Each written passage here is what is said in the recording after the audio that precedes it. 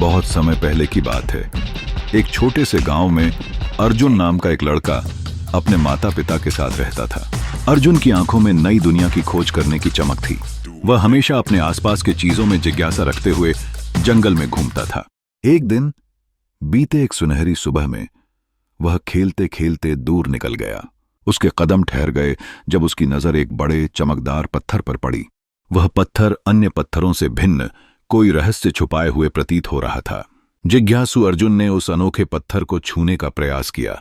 जैसे ही उसने उसे छुआ, अचानक पत्थर से नीली रोशनी निकली और एक रहस्यमयी दरवाजा खुल गया। वहां सुरंग की ओर ले जाने वाला रास्ता था। अर्जुन का दिल तेजी से धड़क रहा था, लेकिन वह डर के बावजूद दरवाजे के अंदर जाने का साहस जुटाता है।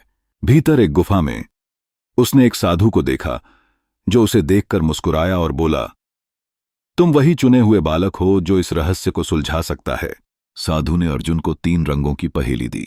लाल दरवाजा खतरों से भरा था, हरा धोखा था और नीला दरवाजा सच्चाई की ओर ले जाता था। साधु ने एक सुराग दिया, जिसका रंग आकाश जैसा हो वही सच्चाई की ओर ले जाएगा। यह अर्जुन ने तुरंत समझ लिया कि नीला दरवाजा सही मार्ग है। उसने साहसिकता से कदम बढ़ाते हुए नीले दरवाजे का चुनाव किया। उसका चुनाव सही साबित हुआ, क्योंकि एक ताजगी भरी रोशनी ने उसे वापस गांव में उसके आंगन में पहुंचा दिया। अब जिस चमकते पत्थर की वह खोज कर रहा था, वह सुनहरी मूर्ति में बदल चुका था। उसकी दादी के अनुसार वह पत्थर अपने अंदर एक प्राचीन रहस्य समेटे हुए था। केवल वही एक सच्चे, साहसी और समझदार बालक को इसका असली अर्थ समझा सकता था।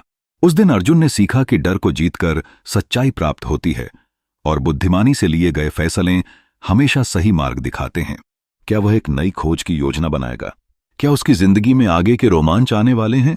यह सब जानने के लिए उत्सुकता बनी रहती है और अर्जुन के साहसिक सफर का अगला अध्याय उस अनजानी यात्रा की ओर बढ़ता है।